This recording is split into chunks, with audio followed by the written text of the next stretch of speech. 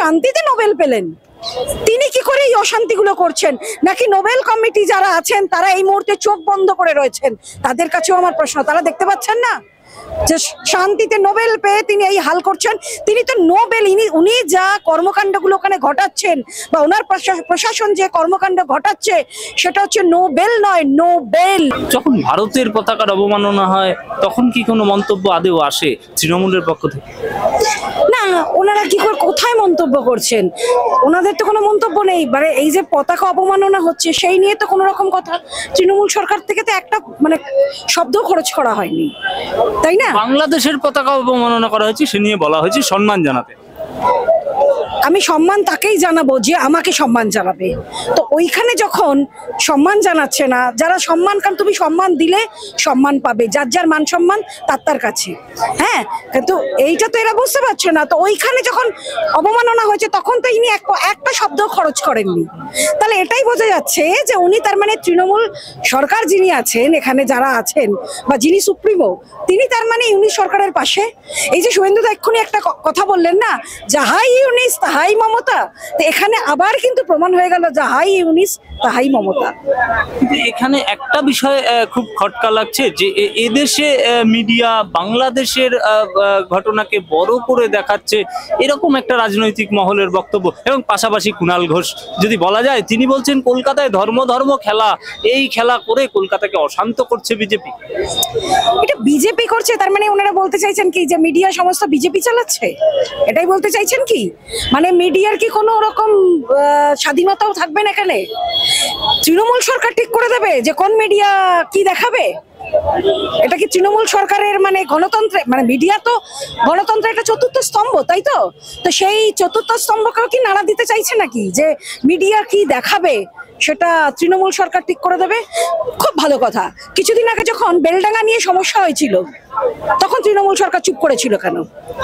আজকে বাংলাদেশ নিয়ে ওনারা এত বকবক করে যাচ্ছেন। বেলডাঙ্গা নিয়ে যখন হয়েছিল, কুণাল ঘোষের তখন মুখে কি সেলোটে পাটকে গেছিল? কুণাল ঘোষের কি তখন মুখে বলতে কামড়েছিল না? উনি কানে না। বেলডাঙ্গা নিয়ে তো উনি একটা শব্দ খরচ করেননি। বেলডাঙ্গায় যেটা হয়েছিল সেটা তো প্রশাসনের দেখার কথা, কিন্তু প্রশাসন কি করেছিল?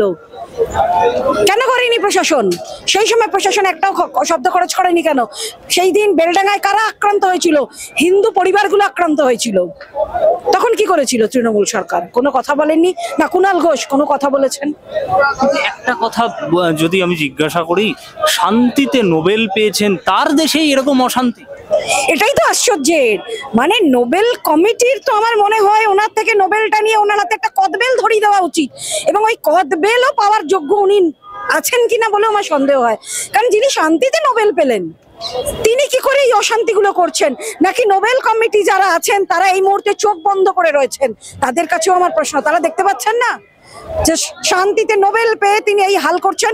তিনি তো নোবেল, উনি যা কর্মকাণ্ডগুলো ওখানে ঘটাচ্ছেন বা ওনার প্রশাসন যে কর্মকাণ্ড ঘটাচ্ছে সেটা হচ্ছে নোবেল নয়, নোবেল।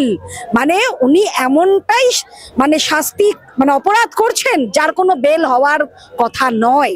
কিন্তু একটা বিষয় তো পরিষ্কার যে সেই দেশের সরকার চলছে, অন্তর্বর্তীকালীন সরকার, ইউনিশ সরকার, কিন্তু সেই জায়গায় দাঁড়িয়ে আইনজীবী রাখা নিয়েও সমস্যা দেখা যাচ্ছে। চিন্ময় কৃষ্ণ দাসের হয়ে যদি দাঁড়ায় তাহলে একজনও বাড়ি ফিরবে না, এরকম হুমকি। এবং রমেন রায়ের ঘটনা যেরকমটা আমরা দেখলাম, একেবারে বাড়িঘর সহ তাকেও মারধর করা হলো, কতটা ভয়াবহ?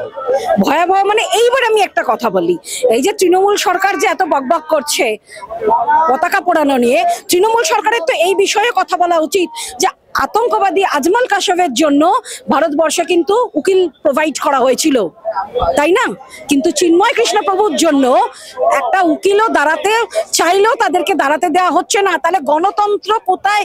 মানে ডেমোক্রেসিটা খাতরে মে কোথায়?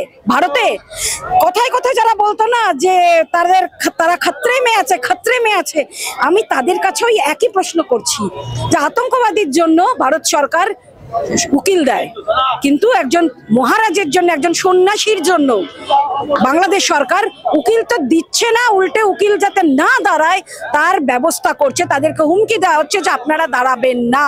তাহলে গণতন্ত্র কোথায় খাতরে মে? গণতন্ত্রে বাংলাদেশে মানে খুব বাজে অবস্থা রয়েছে। আমি শেষ প্রশ্ন করব, বাংলাদেশ পাকিস্তানকে ভিসা পেতে সহজ পদ্ধতি অবলম্বন করেছে, সহজে পাকিস্তানিরা এবার বাংলাদেশে আসতে পারবে, কতটা সুরক্ষা বিঘ্নিত হবে ভারতের ক্ষেত্রে? এখানে তো হবেই সুরক্ষা, কারণ বাংলাদেশ থেকে অনেক ইজিলি ভারতে প্রবেশ করা যায়। আর যেভাবে অনুপ্রবেশকারী এখানে ঢুকছে, এবং এই অনুপ্রবেশকারী যে আজ থেকে ঢুকছে তা নয়, আমাদের সকলের মনে আছে যে মাননীয়া মমতা ব্যানার্জি যখন উনি বিরোধী নেত্রী ছিলেন, সোমনাথ চ্যাটার্জির মুখের সামনে গিয়ে কাগজ ছুঁড়ে ফেলেছিলেন। কি বলেছিলেন? না, এই পশ্চিমবঙ্গ সরকার, তদানীন্তন যিনি সরকার ছিলেন বামফ্রন্ট সরকার, সেই সরকার অনুপ্রবেশকারীদের ঢোকাচ্ছে এখানে ভোটের জন্য। আর আজকে উনি কি করছেন? সেই অনুপ্রবেশকারী বিল আনতে উনি বলেছিলেন যেন অনুপ্রবেশকারী বন্ধ করা হয়। তাহলে আজকে উনি অনুপ্রবেশকারী, উনি তো 2011 থেকে এখানে সরকার চালাচ্ছেন, অনুপ্রবেশকারী এখানে বন্ধ করার জন্য উনি কি করেছেন? উনি কতবার ইয়ের কাছে গেছেন, ভারত সরকারের কাছে দরবার করেছেন যে অনুপ্রবেশকারীদের এখানে ঢোকা বন্ধ করা হোক? করেছেন কি? করেননি। তার মানে উনিও কিন্তু এইটাকেই ক্যাশ করছেন, ইনক্যাশ করছেন ওনার ভোট ব্যাংকের জন্য।